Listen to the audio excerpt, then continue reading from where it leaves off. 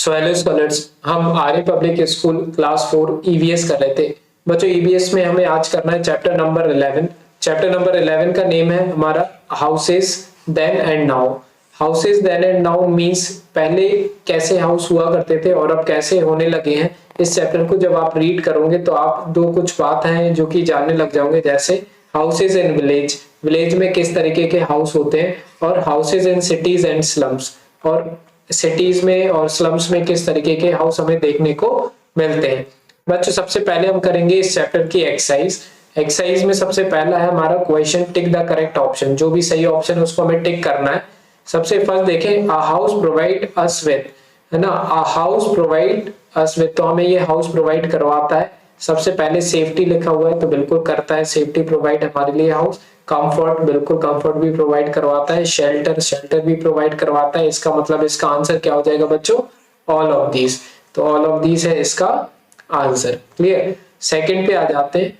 Second में लिखा हुआ है बच्चों, dash is not use to build kutcha house. इसको हम कच्चा हाउस बनाने के लिए यूज नहीं करते हैं। तो बैम्बू तो करते हैं, मड भी करते हैं, कच्चा हाउस की बात हो रही है, और स्ट्रॉ ये भी यूज करते हैं, लेकिन कंक्रीट का यूज नहीं करते कच्चा हाउस बनाने के लिए, है ना। सीमेंट वगैरह का यूज नहीं होता है कच्चा हाउस बनाने के लिए। तो ये हो जाएगा बी हमारा इसका आंसर। सेकंड का क्या हो जाएगा बच्चों? बी। थर्ड पे आ जाते हैं हम। थर्ड में लिखा हुआ है, havelis in village are owned by dash people. जो विलेजेस में हवेली होती है तो वो किसकी होती है? तो वो रिच पीपल की होती है। ऑब्वियसली पुअर पीपल्स के पास कहाँ हवेली होती है। ठीक है। फोर्थ पे आ जाते हैं। फोर्थ में लिखा हुआ है, houses in olden times had a lot of dash in and around the houses.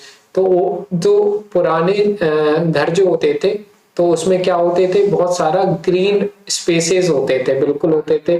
तो इसका जो हो जाएगा फोर्थ का हमारा आंसर, फोर्थ का जो हमारा आंसर हो जाएगा वो हो जाएगा क्या? सी, ग्रीन स्पेसेस। सही है। फिफ्थ पे आ जाते हैं। फिफ्थ में लिखा हुआ है, houses in urban areas are. Urban area में जो हाउस होते हैं वो कैसे होते हैं? तो स्ट्रॉन्गर, वेल प्लान्ड, मोर ड्यूरेबल। अर्बन एरियाज मतलब शहर का एरिया, रूरल एरिया मतलब होता है गांव का एरिया।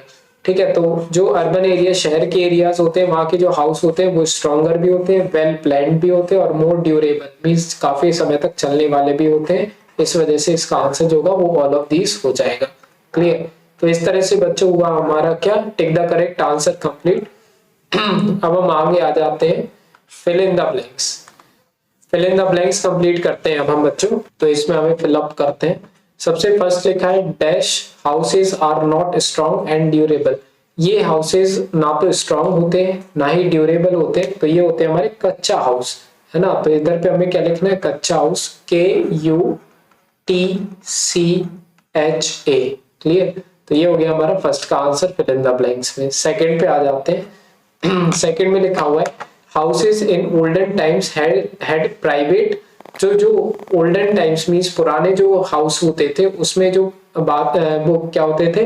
प्राइवेट क्या होता था वहां पर? तो वहां पे ड्रिंकिंग वेल होते थे। क्या होते थे? Drinking well. तो DRINKING, ड्रिंकिंग वेल। तो सारे घर में अपने सेपरेटली उनके कुएं होते थे जहां से वो पानी भरते थे। तो ओल्डन टाइम्स की बात हो रही है। अब तो सबके यहाँ पे आई थिंक मशीन वगैरह है, बोरिंग वाली, है ना। थर्ड पे आ जाते हैं बच्चों, पीपल यूज डैश और dash for lightning in olden times. जो पुराने पुराने लोग होते थे, पुराने टाइम के जो लोग होते थे वो ये यूज करते थे अपने घर को उजेला मीन्स लाइटनिंग करने के लिए। तो थर्ड का जो बच्चों हमारा आंसर हो जाएगा वो हो जाएगा दिया, DIYAS, दियाज यूज करते थे, और लैंटेन्स यूज करते थे, LANTERNS, लैंटर्न्स। ठीक है, LANTERNS। तो ये हो गया हमारा थर्ड का आंसर। अब हम आ जाते हैं फोर्थ पे, dash houses can get blown away by rain and storm. अगर रेन और स्टॉर्म आया तो ये हाउसेस आराम से वहां से उड़ सकते हैं या फिर गायब हो सकते हैं। तो ये कच्चा हाउसेस होते हैं, है ना। KUTCHA। CHA कच्चा हाउस, ऑब्वियसली ये रेन वगैरह को नहीं सह पाते हैं, अच्छी बड़ी हैवी रेन या फिर आंधी वगैरह आ जाए तो। इसके बाद आते हैं बच्चों फिफ्थ पे, dash are huge single storied houses owned by rich people. ठीक है, तो कह रहे हैं कि ये जो होते हैं वो ह्यूज सिंगल स्टोरीज हाउसेस होते हैं जो कि रिच पीपल ओन करते हैं, तो वो होते हैं बंगलोज। क्या होते हैं? बंगलोज। तो मैं यहाँ पे बंगलोज लिख देता हूँ, BUNGLOW। ठीक है, तो बंगलो जो रहते हैं वो बड़े बड़े हाउस रहते हैं ना, जो कि रिच पीपल ओन करते हैं, उनके पास ही हो पाते हैं वाले हाउसेस।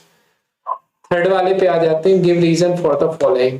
रीजन देने हैं कि क्या रीजन है इनका। सबसे पहला, people build different types of houses. तो ऐसा क्या रीजन है कि अलग अलग पीपल अलग अलग तरह के हाउसेस बनाते हैं। तो इसके आंसर्स मैंने यहाँ पे नीचे लिख के रखे हुए हैं, है ना। थोड़ा छोटा करता हूँ ताकि अच्छे से देखें। तो इसमें हम सबसे पहले देखें तो इसका आंसर्स मैंने लिख दिया है, people build different types of houses, अभी पढ़ा हमने। तो it is so because houses depend on the type of climate and money. तो ऐसा इसलिए होता है क्योंकि जो हाउस रहते हैं वो डिपेंड करते हैं कि वहां का क्लाइमेट कैसा है और कितना पैसा है वहां के लोगों के पास, है ना। या फिर पर्टिकुलरली वहां का जो भी इंसान हाउस बनवा रहा है उसके पास पैसा है या नहीं। तो सबसे पहली कंडीशन आ जाती है क्लाइमेट। अगर ठंड वाला एरिया होगा तो वो अलग तरीके का घर बनेगा, क्योंकि स्नो गिरेगी तो उसको स्लोपिंग रूफ बनानी पड़ेगी। क्लियर? और उसके डिपेंड करेगा कि उसके पास कितना पैसा है, उस हिसाब से वो अपना घर बनवा पाएगा। क्लियर? तो ये रीजन होता है, पीपल अलग अलग तरीके के हाउस बनाते हैं अलग अलग कंडीशंस में। सेकंड पे आ जाते हैं, द हट इज द टेम्परेरी हाउस। हट जो झोपड़ी होती है वो टेम्परेरी हाउस होती है। ऐसा क्यों? It is so because hut get flown away in strong and heavy rain. कह रहे हैं कि ये इसलिए क्योंकि हट जो रहती है वो आराम से बह सकती है, उड़ सकती है, या तो हैवी रेन आ जाए या फिर बहुत बड़ी आंधी वगैरह आ जाए। ठीक है, इसलिए वो टेम्परेरी हाउस होता है। टेम्परेरी समझते हो ना, कुछ ही टाइम के लिए। Third, slums are not comfortable place to live. कह रहे हैं कि स्लम्स जो रहते हैं वो अच्छी प्लेस नहीं होती, कंफर्टेबल प्लेस नहीं होती है रहने के लिए। तो ऐसा किस लिए? तो it is so because they do not have even basic facilities like water, electricity etcetera. ऐसा इसलिए क्योंकि स्लम्स में बेसिक फैसिलिटीज भी नहीं मिलती है हमारे लिए, जैसे कि पानी हो गया, बिजली हो गई, है ना। इस तरह की फैसिलिटीज भी हमें स्लम्स में नहीं मिलती, तो कहाँ से हम वहां पे कंफर्टेबल लाइफ जी पाएंगे।